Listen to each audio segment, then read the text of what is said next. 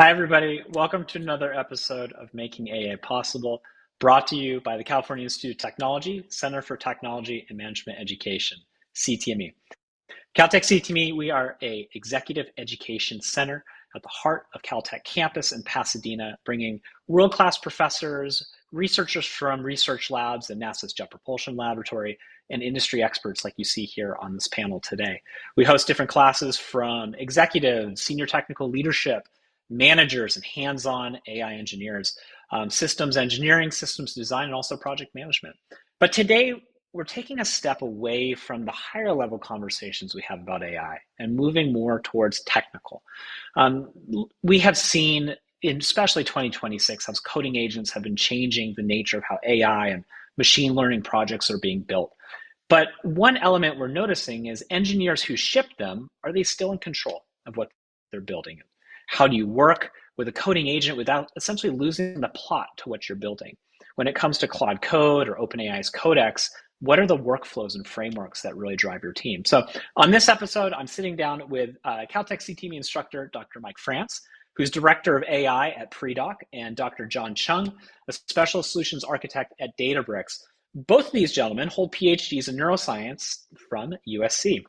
And have spent both their careers working on some of the hardest parts of getting machine learning into production. So Mike brings a practitioner's view on how to getting machine learning into production, how to deliberately work with coding agents, and John brings a deep expertise in helping enterprise team build and ship ML solutions. So together we're going to, I don't know, what do we say as Gen AI? We're going to delve into what production looks like, the different workflows we have, and how a background in neuroscience helps out. So to start it out, let's start with definitions of, in your view, respectively, what is a coding agent? And either of you can take the ball on this. Yeah, I'm going to take a really high level view, and I think a coding agent can be broken down into a large language model.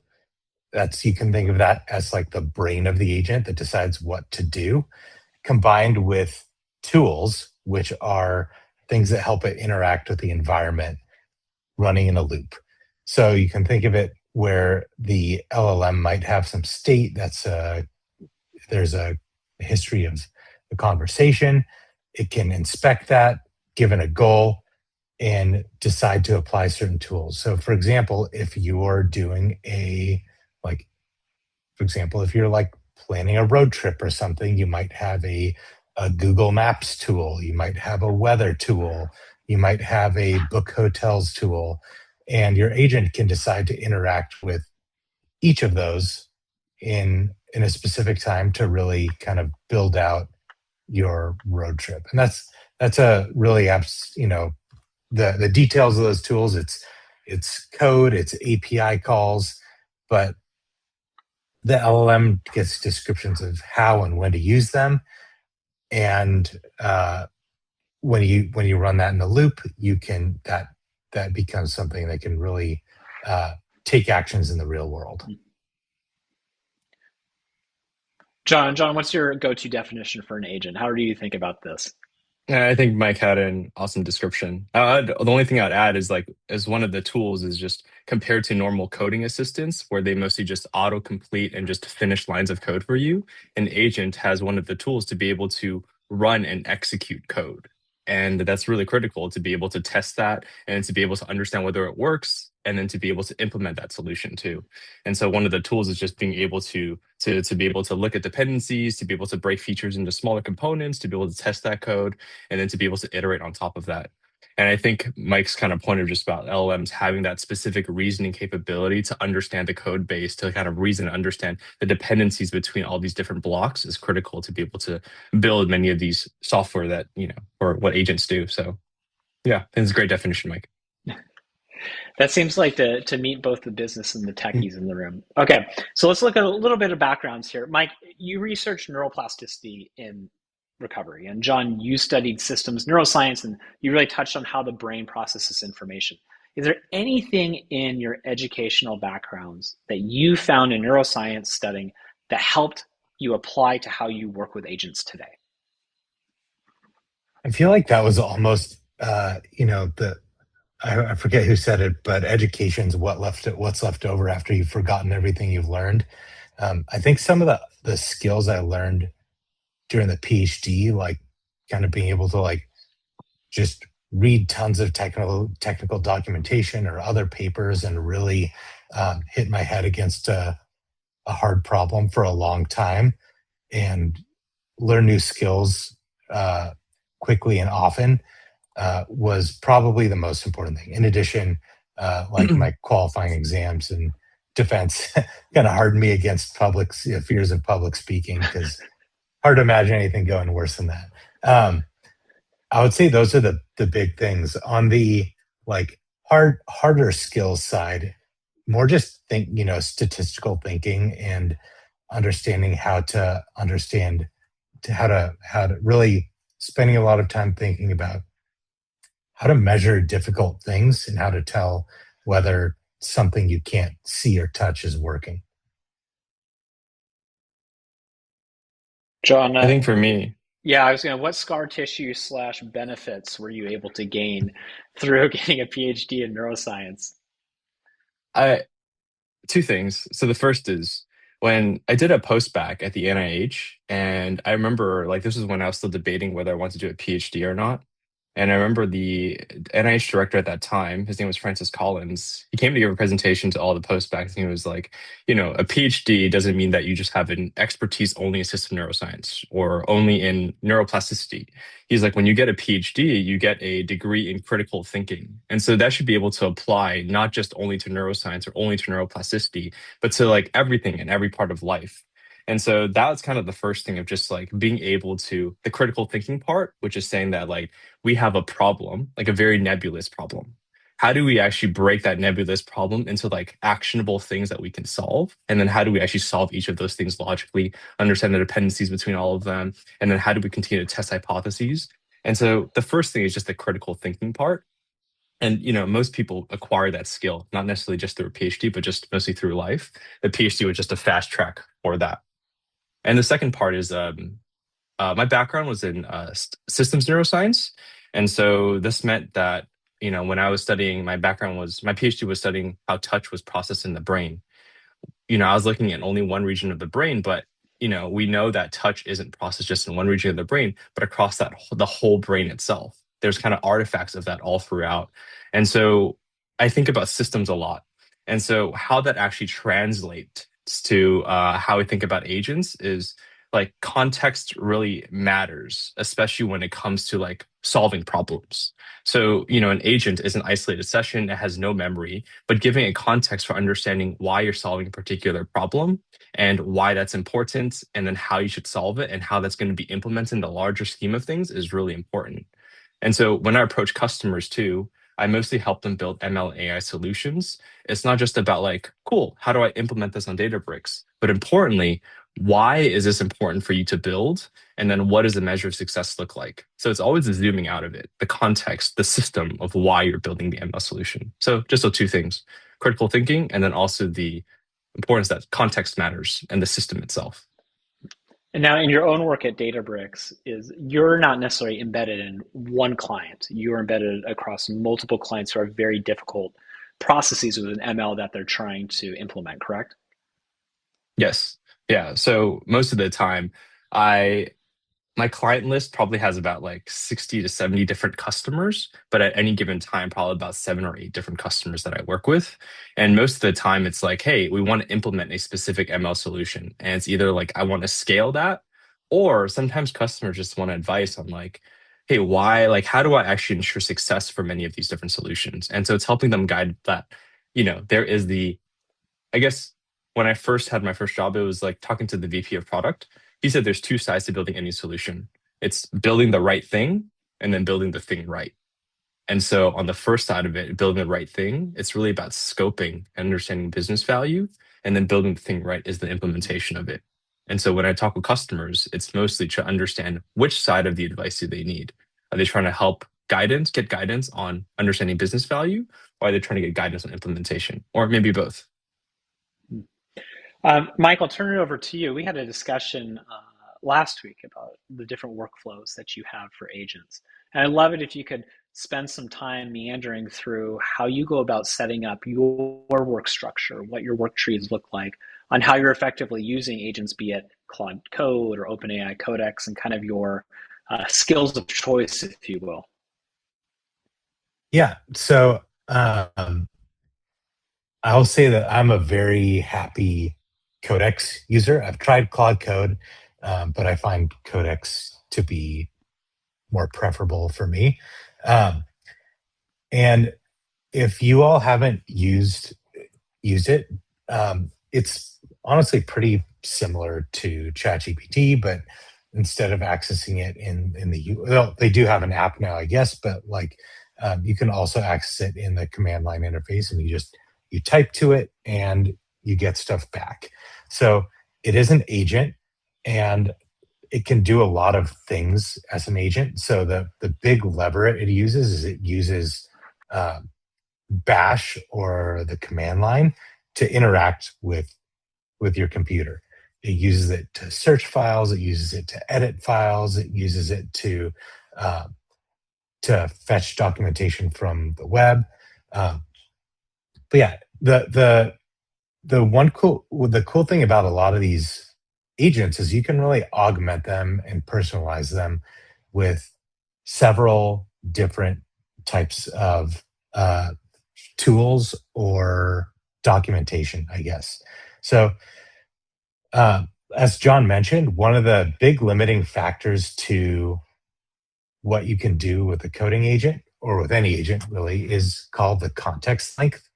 That is how much content can it understand, like, based on the hard constraints of memory, bandwidth, and whatever the model was trained on. It can only attend to a certain amount of content. And typically for coding agents, while some of them do support up to 1 million tokens, you can think of a token like a word. The most effective ones are probably constrained to about 250,000 tokens. Um, you can fit a lot of code in there, but um, the best way to interact is to give your agent a really good idea of how you want it to work with your code. So the first piece of context is having a good agents.md or claude.md in each project. Those are files that are loaded by default into context. Um, I try to keep it simple. I have do's and I have don'ts, and I have an architecture of my project and like principles for how I want it to do work. If there are errors that the coding agent regularly makes, I will put them in the agent's MD file, and that greatly helps reduce those. So that's really the first kind of area of customization. The second is model context protocols. All that is a kind of packaged, published set of tools that you can use to interact with specific domains. So, for example, my company, we use Jira to track work, and we use Confluence, that's Atlassian's, kind of wiki, to track documentation and decisions. So there is an Atlassian model context protocol, or MCP server, where you install it in Claude or Codex. I'm going to just use Claude and Codex interchangeably. So if I say one, you can infer the other if you want. Um, you set it up in Codex, and now it has the ability to pull information on a ticket or search documentation about a specific set of requirements or something like that. Uh, so so yeah, I have several MCPs. That's a good one. There's one called Context 7, which allows your agent to look up to date documentation on most Python, TypeScript, Rust libraries that are out there. Um, so yeah, MCPs do enable you to connect to external resources.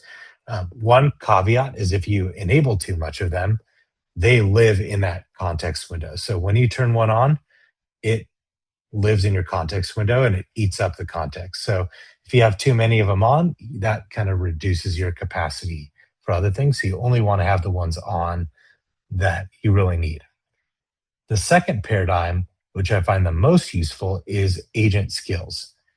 And this is almost like a set of prompts with cues as to when they should be loaded into the context. So there'll be a small blurb that's loaded into context that says, hey, look at this skill when you want to write a, what's an example that I've done before? You can think of them as reusable prompts that are dynamically loaded. So one skill I really like is a remember skill.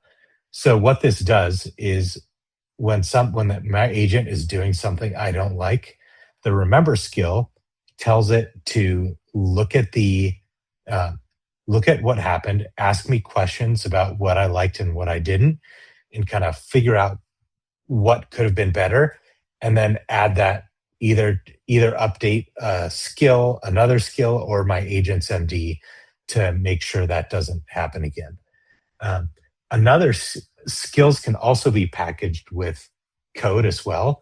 So, for example, I have a planning skill that I just maintain myself that creates a text file for me every time I want a feature. So it goes back and forth.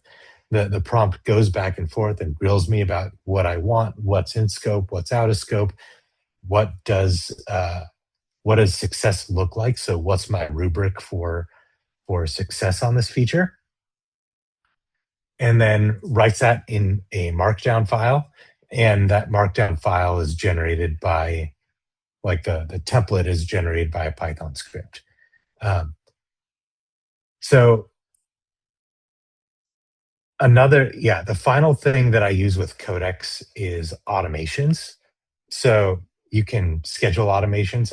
For example, I have one on that happens every day around noon that looks through my Slack and finds items that could be bugs in the code, traces it back to where tries to create a working theory of like what happened in the code based on the message, and then raises that summary to me.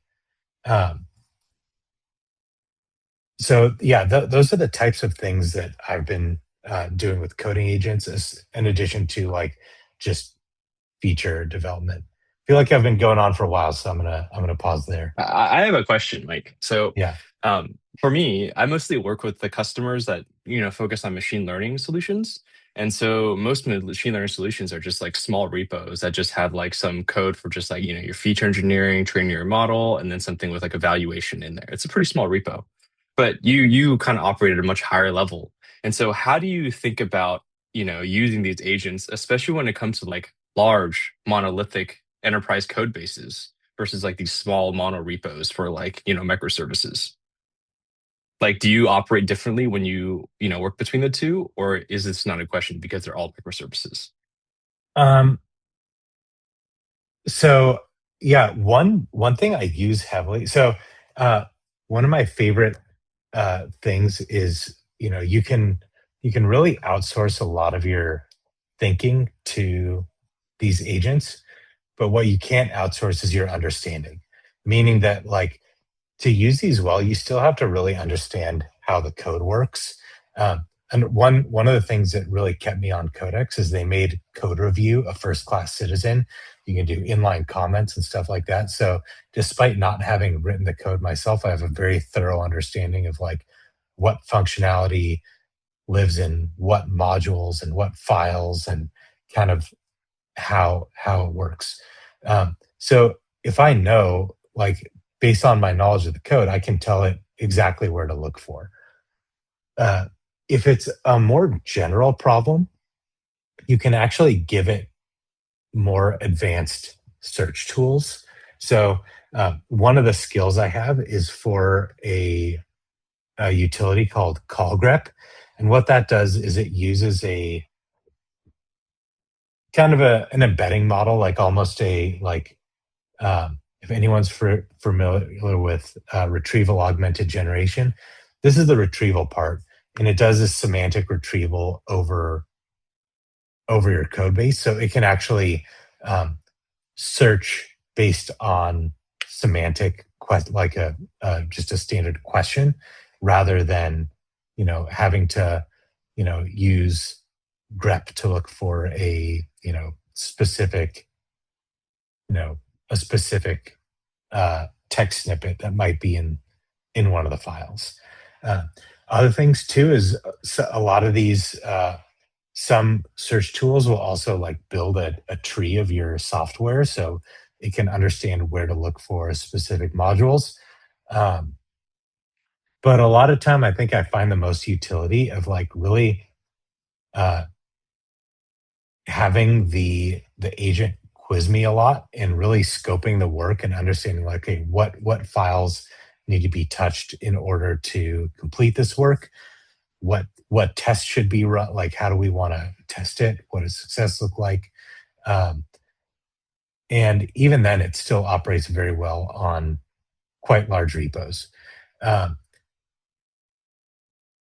One thing you can do too is like have a separate like architecture mark, like architecture.md. That's just a ledger of how it works, what functionality is where, that the LLM can access when it needs to understand how to navigate a large code base. So I That's do good. I do have a question from one of your former colleagues from USC PhD program, Dr. Philip Mayer, also a Caltech CTV instructor. How do you prompt it? Are your hands still on the keyboard, or are you using voice to text for this process? I like hands-on keyboard. I'll use voice to text sometimes, but I prefer hands-on keyboard because I'm like explicitly calling skills or tools, or like there's a lot of things you can access from the keyboard that you can't access from a microphone. Um, but that being said, if I'm just like describing a feature, sometimes I'll just talk to it and come back and edit the text once it's transcribed before sending it to the model. No. And Philip in the comments gives us a good point. If you do have any questions and you're listening in, feel free to put them in the chat. We'll try to meander them through the talk. If we don't get to them specifically, we'll get to them at the end. Mike, you talked a little bit about, I can't remember if it was in this conversation or the one we had before this podcast, is the interview skill. I found that the most interesting. And what I find is that there's a lot of individuals who, and I find myself in this trap as well, is I drop in a lot of the context and I'm like, I feel lazy. I'm like, you know what? Here's the goal, go do the solution. And I get back, this could be a PowerPoint slide deck, this could be a coded application. And I say, I have no idea what it just created. That is not what I had in mind. And after a few iterations, I've kind of lost track of what the original goal is. Kind of this like highway hypnosis, if you will. You know, you drive I-5 highway from San Diego to like Monterey, and you can't remember the last 15 minutes of the highway, but you've been in control of the vehicle. Can you talk a little bit how you get around that? Maybe it's the interview skill. How do you ground yourself? Are you writing things on a whiteboard before you're actually implementing it? What's your process? Kind of all the above. So I've realized, or like, I think as the models get better and better, when they get things wrong, it's either an issue with, or when they get things grossly wrong. Like there's always going to be a few like follow-ups and tweaks, but when they get things grossly wrong, I find that it's most often either a problem with my configuration, maybe my agents.md is out of date, uh, or it's a problem with my specification, the instructions that I gave the agent to build it. So the clearer those can be, the better. That's part of so the first part of the workflow is to uh, just get a really, really detailed spec. And for me, that's just a markdown file. Um, I know agents have the planning modes built in, but I often find those aren't quite detailed enough to capture what I want to do, or they're not really great artifacts to interact with.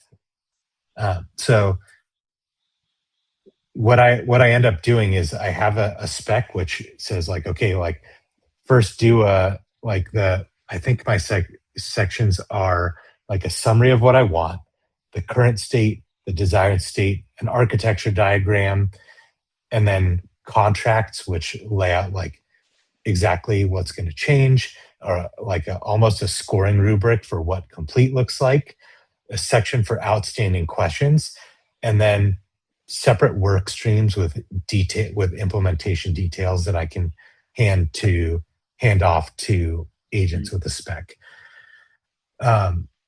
So the agent and I often will go back and forth several times on the spec, or for a bigger feature, it might be spending hours. Like, it's not just a few minutes with the spec; it might be hours really going over the details of what needs to be done and going through like decisions. Going through decisions in a lot of detail. And then at that point, once I think the spec is done, or I think the questions are at a grain where like I just don't care what it does, then I have it build it. And I think one mistake people fall into is like taking what was built as or at least something I used to do was just work on the first iteration of that artifact until it's what I wanted. Going back to the principle of the spec being wrong or the configuration being wrong, I'll actually get to learn what was built by the agent, figure out what the difference is between what was built and what I actually want, go update the spec, and then start again from scratch. So, generating the code itself is actually really cheap. Generating the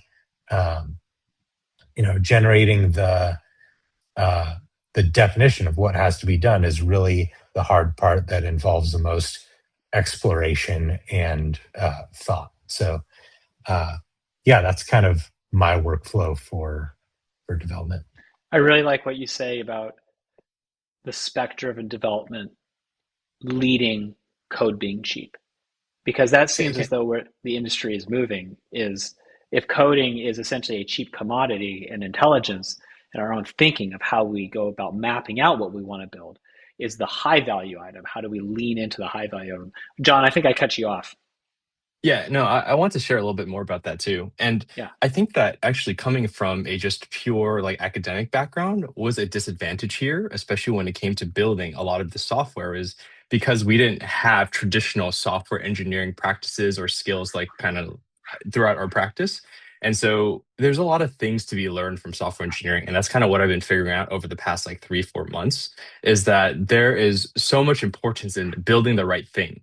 And there is like so much time that you need to do to like design and build the right thing before you start building it. And so there's this guy that I found, his name's Matt Pocock, and he has like 5 skills specifically, all to encompass most of these software engineering practices. And so the first one is like the grill me interview skill, which is really about saying like, I have a high level feature.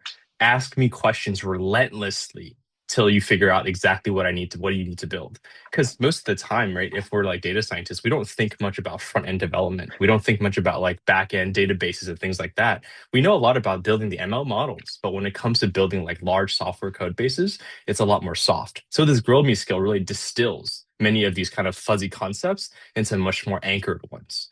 And like a second skill is like turning that into a product requirement doc, which is saying like, this is what you should be building. As a user, I want this. As a user, I want this. As a user, I want this. And then once you have that large PRD, he has another skill underneath of that, which turns that PRD into like issues, like GitHub issues, and links all of those issues dependency into one another. So for example, like maybe 1 and 4 have to be resolved before 2 and 3, before you start doing 5. And then once you have that whole issue map, then you can start building and running agents in parallel, having them build, sub agents to solve those things in parallel. And then kind of once that's checked off, then you do the next wave and the next wave and the next wave. And then the next thing you build is they call it test driven development. And then last thing is like a refactor.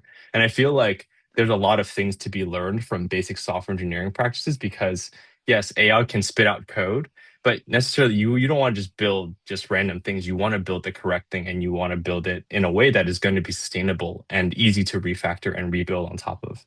So I feel like I'm leaning a lot on like basic software engineering principles, especially when it Yeah. comes to working with agents now. And for those of you, you'll see in the comment that Jen Garcia, our colleague, is lighting up, just putting in key terms. What John was just, wow, that was really fast, Jen. What John was just referencing in terms of the 5 agent skills that this individual uses every day. We will also be generating a document and sending it out via email afterwards for best practices. And for those in the future who are listening on Spotify or Apple podcasts, we're talking to you from the past. If you do want that, you can shoot us an email. Jen, if you can include the email to CTME, we can definitely give that to you. So I want to transition from the world of Dr. France's workflow over to the world of Dr. Trump's workflow. And John, you and I have talked a lot in the past, be it the different times you've come to campus and taught companies best practices for ML and AI development on what production means and what good production systems look like. I'd love to give you the floor to kind of talk about what you're seeing in the industry and how you implement agentic-based coding for those production systems. Yeah. So what I've seen actually over the past 2 years at Databricks, every time a customer wants to move something into production, it's most of the time they have like some sort of notebook or repo that says like, cool, I have a model, I've trained it on data, and cool, like what do I do next? And they're like, cool, I'm just gonna deploy this and I'll be good. But I think they miss one of the most critical components, which is monitoring. And monitoring is constantly evaluating the data streams coming into your AI model, like what's coming out of it. And then also like other infrastructure metrics like latency and are you like, like how long are your requests taking? And so I think when it comes to moving things in production, like the traditional ML things still matter. Traditional like backend engineering still matters, which is monitoring. And these things are just critical for two things. One is like for hill climbing. And so that means that you want to continue to improve on your model over time. Your model is static. You've trained it on your historical data, but we live in a dynamic world. The world is constantly changing. Your users are changing. The whoever's using your models are changing. And so you want to have proper monitoring to ensure that your models don't drift. And so monitoring is critical for hill climbing and ensuring that you have high quality over time. And then secondly, we talked about things like traditional like metrics for like latency. Those are critical to understand that like maybe you have a massive amount of users coming in and your latency starts going up and up and up and up and up. Your users are going to be frustrated with that. If you don't have proper monitoring, you don't actually see those things. And so this monitoring lets you see like I have latency requests. I have to service more customers. Maybe I need to make more containers and more ways to service many more customers, or I need to have a way to auto scale these things to keep costs down. And so I think traditional ML engineering, those things still really matter, like scaling your solution, especially on the inference side. So when I think about good for production, it's always including monitoring and ensuring robust monitoring metrics and having someone constantly look at those logs and actually evaluate what does drift look like and what does good look like. And you had a second question following up with that, Nick. You're on mute, so I can't hear you. Thanks for not letting me go for 5 minutes on mute. And the main thing that I wanted to hear was really what does good production look like? And this can be ML, AI, even data science solutions for advanced Sure. analytics. And I do feel that with all of the buzz that's been given way to Gen AI, specifically like, I don't know, I was working on an ML ops team on November 30th, 2022, when everything changed. Budgets for ML engineering teams changed, our data science budgets went out the window, and all of a sudden everyone's supposed to be Gen AI experts.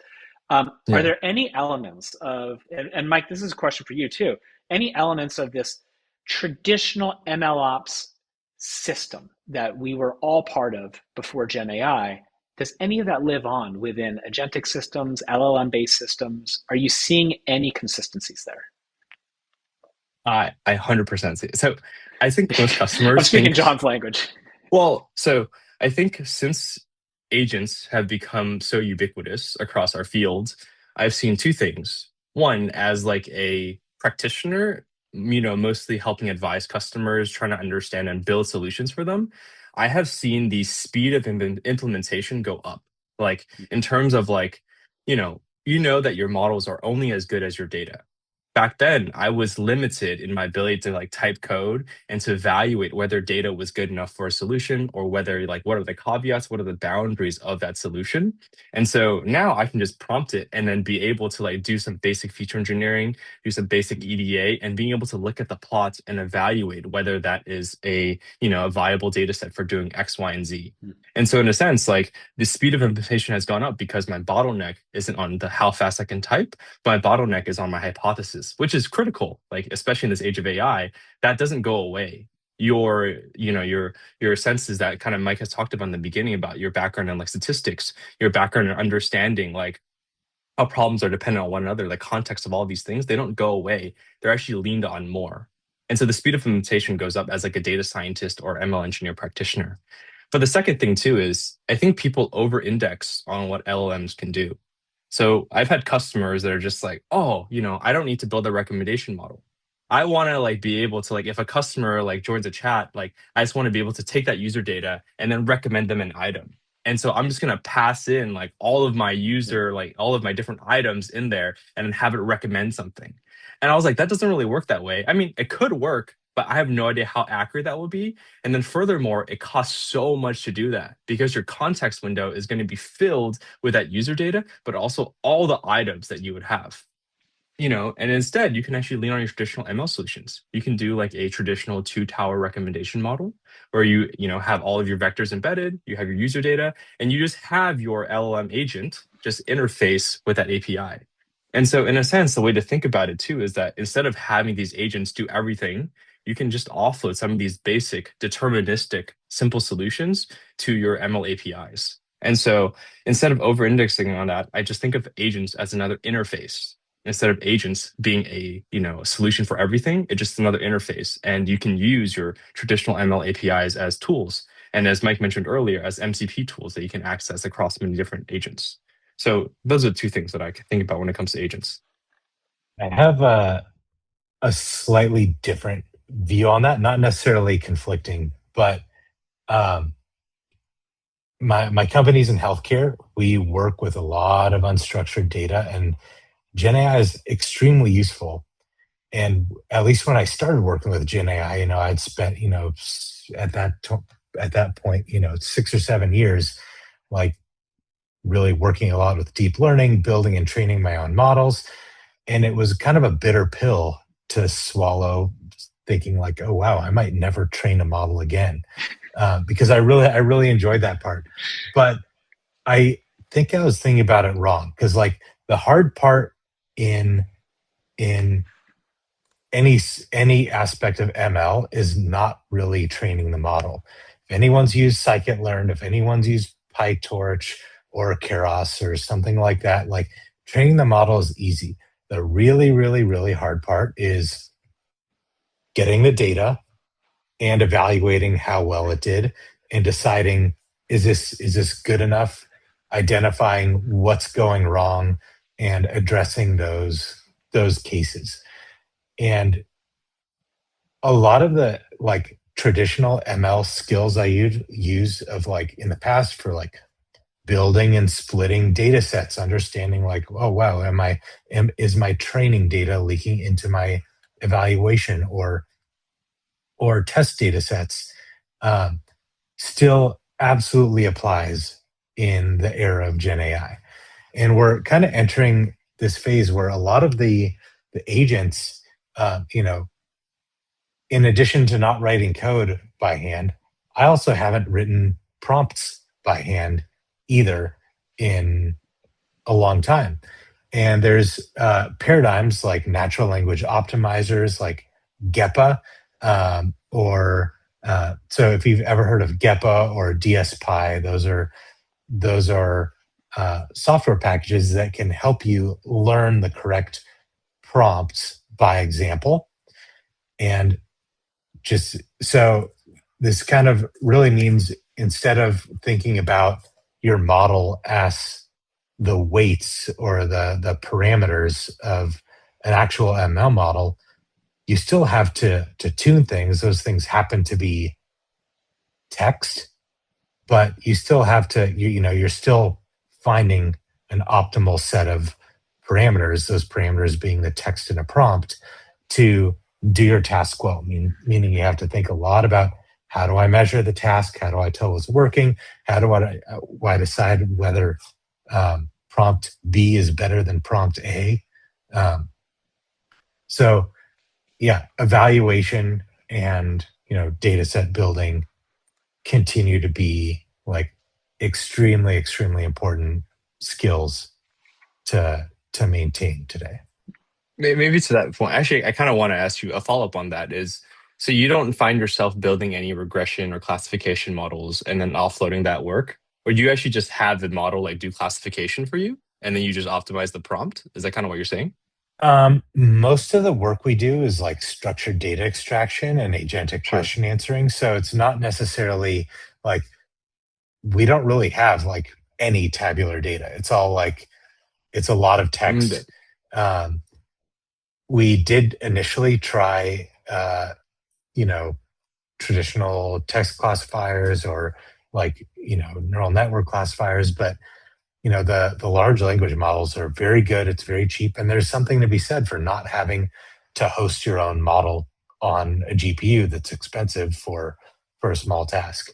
Um, so there are quite a few advantages there that were attractive to us. So Um, like in terms of yeah, like, semantic classification of things, that makes sense to have an LLM for that. I'm just trying to think of like what situations would you lean on an ML API like traditionally versus like actually just like having the model do it and optimizing the prompt. yeah, anything that's like tabular data, forecasting, like Yeah. you know, I think your recommender example is apt because the interaction between users and products is not something that's like, you can't really explain it in natural language, Yeah.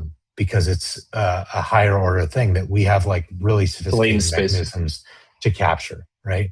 Um, so yeah, anything that's like tabular nature, like time series, time series forecasting, um, those types of things, I would probably not lean uh,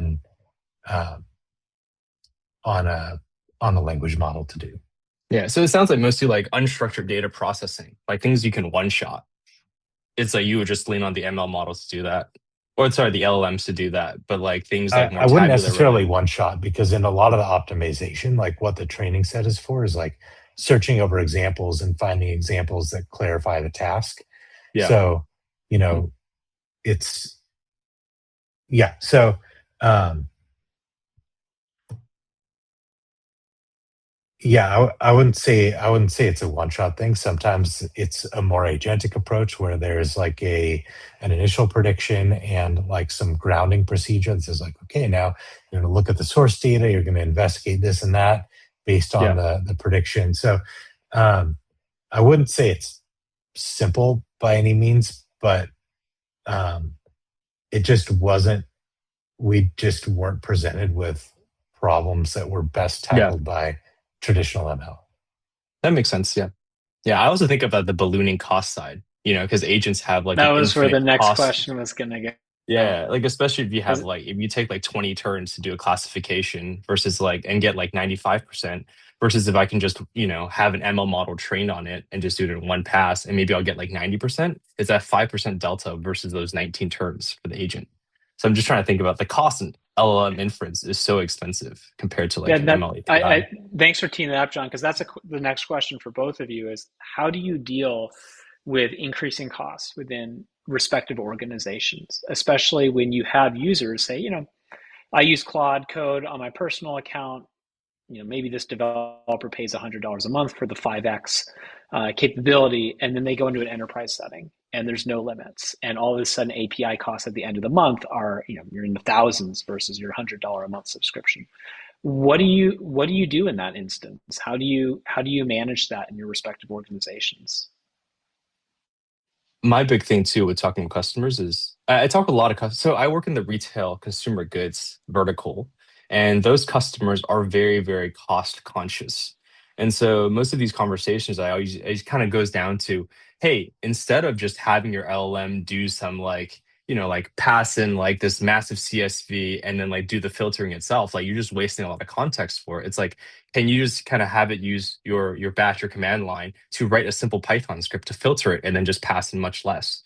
And so for things that are much more deterministic and simple, I usually advise customers to see if you can offload some of that to much more deterministic and just cheaper tools to use. Like instead of just using your LLM and paying all this money for inference, because input and output tokens are really expensive compared to input. And so I usually advise like what are modular things you can pull out. And usually some of the things that people were doing was trying to do the ML inference inside the LLM. And so that's why I always help them to advise it. If you can, move it out like a recommendation model. It's just so much context you're passing in just to make a simple recommendation. And ultimately, that's why I always zoom out to like the, your bottom line. You can spend, $5 to like make a recommendation for a customer, but is that customer actually going to convert? Maybe it's more worth it to offload to a recommendation model. It's only going to cost 5 cents for an inference, and maybe you'll have the same percentage of conversion. So I think it's always boiling it back down to the cost and trying to understand the business value of what you're trying to like measure. So I usually think I help customers think about that, like offloading, heavy compute things instead of having the LM inference. Can you just use a tool or some sort of ML API? Yeah, I think on the coding agent side, I actually came with numbers. We often see that, we're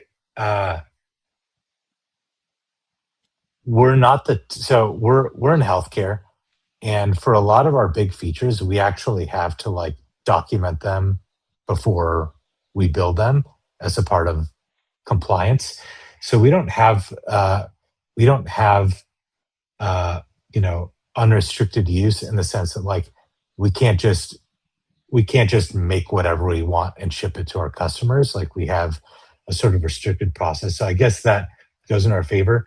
We actually see on average, like we provide our developers with a Cursor subscription, a Claude Code subscription, and a ChatGPT subscription. And what we've seen is like developers use different tools for different things. We've seen, but on average, we spend about $200 to $300 on tokens per developer per month, which from a business perspective is super palatable since we've seen about a 50% increase in feature delivery since we've driven that adoption. At the same time, though, we've paired it with, like every week I have an office hour, like an agentic office hours where we go over some like agentic coding concept. We also, but candidly, we've actually been thinking about getting every developer a DGX Spark, which is NVIDIA's little desktop AI computer, so they can run a local model for some tasks, and for the heavy ones, for the ones requiring a lot of intelligence, run a frontier model. So we've even been thinking about like, do we incur a one-time cost to give everyone effectively, way more discounted tokens? So yeah, those are some of the things we've considered as a company, but we just haven't found the inference cost of that unpalatable given what we've gotten back from it. Is there a cap for each of your users, your developers? No. For Claude, there is. For Codex, there's not. And then for Cursor, you get a pool of like fast requests per month, and then you get slow requests after that. But yeah, I haven't hit those limits. Have you ever tried the OSS models for coding? Yeah, so I found like the Qwen 3627B model very good. I actually think there's, in the next year or so, we're probably going to see like Claude 4.7, GPT 5.5 level models that fit on your computer.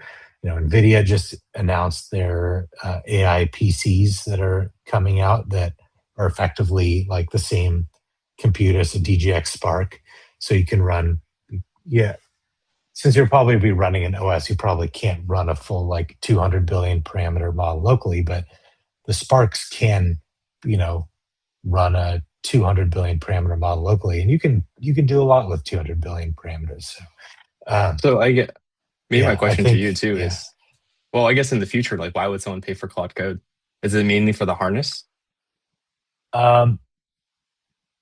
at the same time, like that is, you are kind of locking yourself into an architecture, right? Like, let's say there's a breakthrough in the next Claude, like the frontier models are still going to continue being better. Like, I like having used both, I can confidently say the frontier models are like quite a bit better.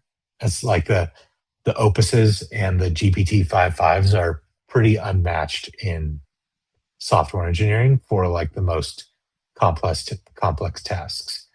However, though, if you have a really smart model doing the orchestration and figuring out like what work needs to be done and checking the work, you can have a dumber model do the actual work,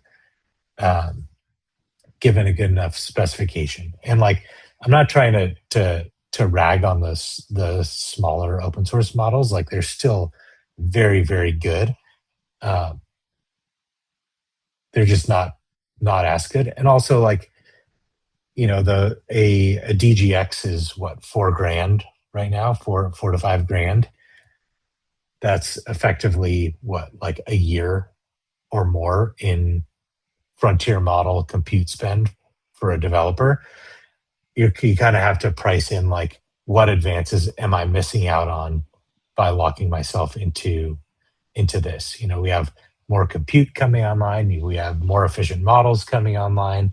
Like, if you look at OpenAI specifically, one of my favorite things about them is their focus on token efficiency. Like, they're packing, they're able to get tasks done in way fewer tokens than Claude, which is one of the reasons I like the Chat GPT. That's one of the reasons I like my Codex more. Great. That's cool. That's good to know. Most people I know just usually lean heavily on Claude Code. I haven't seen too many in the Codex camp, so it's nice to kind of hear a different perspective. If you've got a good workflow in Claude, like it's kind of like when you have all your playlists in Spotify, that makes it harder to migrate to Apple Music. Same the lock-in.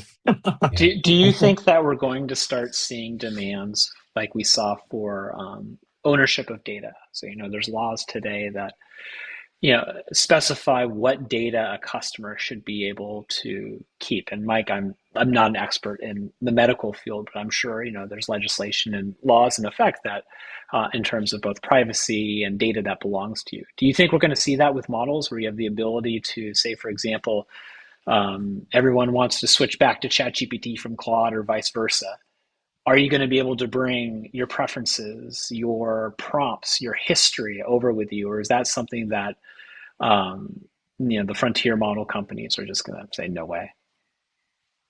I know Claude poisons their traces with like fake tool calls and stuff to prevent people from training on them. But there are like, that's news to me. So I don't know how successful that's been, but they definitely like, if you like look at the raw traces, there's some stuff there. But there are things like open telemetry is very good at capturing language model traces, so you can presumably set up telemetry locally with your agents. I think Codex does support it. I think OpenCode and Pi coding agent. I think there are some other things that support it. I'm not sure whether Claude does, but they do store those conversations somewhere. But to be honest, I'm not sure I care about them being portable. I care about I think skills are already very portable. There's there's a Vercel, I think, released a library called a npm library called Skills, npm package called Skills. You can install the same skill globally to your Codex, your Claude Code, your Cursor, whatever, to all of your agents at the same time. So you can effectively like hop around and have the same environment. MCPs are very similar, where you can, it's the same protocol for all the agents. So like, as long as the agents roughly stay on the same protocols, like, I'm not sure. I think the biggest challenge is going to be things like, OpenAI has their responses API. Claude has its own proprietary like completions API, and if like even the open source like model serving frameworks like VLLM and SGLang will support like both OpenAI responses and like Claude completions endpoints. So, or Anthropic completions endpoints, and like the classic, OpenAI standard. So, yeah, I think that's a really tough question. I don't know what the future brings there, but I don't like having long running chats. I treat them more as like ephemeral things. So you're not one of the people Yeah. at San Francisco airport that's walking around with their laptop open because they don't want to close it to end the agent runtime? Well, that's more about like a specific task. It's more like each thread is kind of disposable. That being said, there are like, for example, there's a Claude Code skill that allows you to like do planning in Claude and delegate subagents to Codex, stuff like that. And I'm sure you can like use Claude-P or ACP or something, Agent Context Protocol, or if there's a Claude Code SDK or something. I'm guessing you could probably call Claude from Codex as well as like a as an agent tool. All right. I have a maybe a hot take, but in Yeah, terms go of for it, John. in terms of like context window, like I think Mike, you mentioned this earlier, like you have a million kind of token context window, but the sweet spot is really around like 250K. Once you start kind of getting in this like zone where it's like too much context in there, it gets a little fuzzy. I feel like when you're actually afraid to clear the context, that's kind of like a signal to me that maybe you're not using your brain. That's like a signal of just like, oh, I'm just going to trust the LLM is like remembering what it needs to remember. Like you have lost control of the session. I guess maybe that's kind of my personal take of just like when you're afraid to clear the context. And so it means that you're not like creating artifacts, you're not guiding it, you're not trying to understand what is going on and what you're actually building. You're just like, okay, good luck. I'm Or hoping we're that you building the could right thing. that you could reproduce it if you needed to. Yeah, exactly. So maybe like I tend that's to my agree. own. Yeah, that's kind of my personal take right now. If you're afraid to clear a context, you're just not using your brain enough. I'm putting that on the back of my Honda CRV. All right, one final question before we cut you guys loose. What are you bullish on? What skill set do you think in 2027? Maybe you can even we'll stay in 2026. Yeah, are you looking data engineers, ML ops folks applied to agentic workflows? What skill set do you think is going to be valuable in the market? I think system design and understanding those software engineering principles of like, what does it look like to have like a nice PRD? What does it look like to create issues? What does it look like to build, like do test driven development? Like those things to produce high quality code while at the same time understanding your design is critical. Instead of just focusing on like, I want to build a specific feature. I'm just going to keep vibe coding all these little tiny features. And I think when you don't have that high level view, you tend to build up a lot of technical debt and your agents get much more inefficient too if you have like a really messy code base. And so I think refactoring is like critical Yeah, too. John, I Like, kind of feel like checks in the mail from CTME because we have a lot of systems engineering courses. So Jen's been putting some on the side. We've got NASA JPL folks, former aerospace folks, current aerospace folks teaching those courses. If it's in model-based systems engineering, if you want to do SysML, or even do Gen AI applied for systems engineering. Cool, thanks, John. Mike, what are you looking at? I'm gonna go on the softer side. I'm gonna say like introspection and playfulness. Um, I think the next year is gonna reward people who want to just like try stuff out see if things work, have fun, really, and spend time thinking about like, what could I, what could I offload here? What can I make a workflow for? And, you know, open up my brain to think about more fun things. Yeah. But I think as Gen AI says now, the through line, if you will, to this conversation has been planning, preempting, diagramming. Mike, I think you said spending hours on right types of configurations and prompting and mapping and spec-driven development. So if anybody wants to follow you or reach out to you with a message, what's the best way to do that? I'm on LinkedIn, Michael G. France. I'm sure it's probably in the bio somewhere. I'll go ahead and add that. I'm also at Michael G. France, I believe, on Twitter, although I'm not active. Like, I will read DMs. Do you mean John? X? Just kidding. X, yeah. You got me. Yeah, you just dated me. Yeah. So Jen just posted my LinkedIn there. Excellent. So you can just reach out to me then. Jen's a real person, by the way. I assure you, we all talked to her today. So Jen, thank you so much for helping on the back end.